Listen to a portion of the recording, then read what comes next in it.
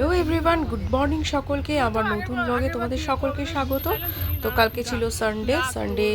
আমার এই বান্ধবী, আমার বেস্টি বলতে পারো, লোপা মুদ্রা, ও বাইরে থাকে। তো এখানে এসছে কয়েকদিনের জন্যই। তো আমরা চলে গেছিলাম একসাথে একটু মিট করার জন্য ইউনিওয়ার্ল্ডে ডাউন মলে এখানে নেমে পড়েছিলাম। কিছু জিনিস কেনার ছিল। প্রথমে কেকস থেকে একটা কেক আমরা দুজনে মিলে খেলাম, একদম দারুণ ছিল কেকটা। তারপরে কিছু জিনিস আমার দরকার ছিল, তাই জন্য স্পেন্সারে ঢুকেছিলাম। স্পেন্সারে কটা জিনিসের কিনবো, তারপরে যাবো হচ্ছে যেখানে মিটটা আছে সেখানে, রোজডেলে। ইউনিওয়ার্ল্ডের ঠিক অপোজিটেই রোজডেল, অনেকেই জানো। তো আমরা এখানে দেখো স্পেন্সারটা খুব বড়, বেশ ভালো লাগলো। এদের অনেক কিছু অনেক স্টক আছে দেখলাম। তো এখানে ঢুকে পড়েছি রোজডেলে।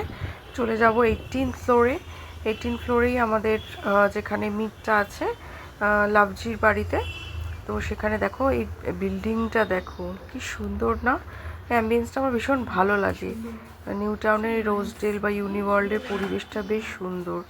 তো আমরা পৌঁছে গেলাম, গিয়ে দেখো ভেতরটা সো নাইস অ্যান্ড লাভলি, এত সুন্দর সাজানো গোছানো।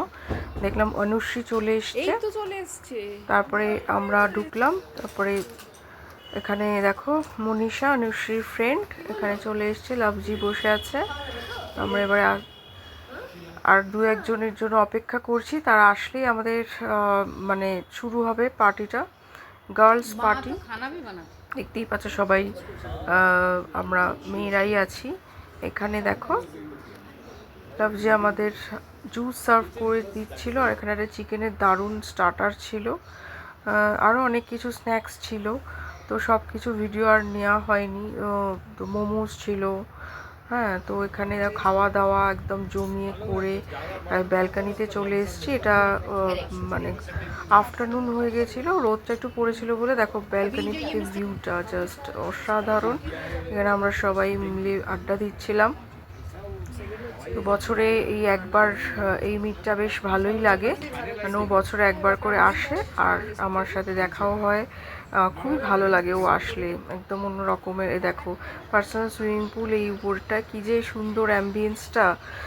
লাভজির এখানে অ্যাপার্টমেন্টের এই পার্সোনাল পুলটা কিন্তু দারুণ সুন্দর। এই জায়গাটা এত সুন্দর, এই দেখো পুরো শহরটাকেই মনে হচ্ছে দেখা যাচ্ছে। আর পুরো সানসেটের টাইমে দেখো একটুখানি ভিডিও নিতে পেরেছিলাম। এটা যে এসছে আমি ভাবতে পারিনি এটা আসবে ভিডিওতে, এত সুন্দর লাগছিল না।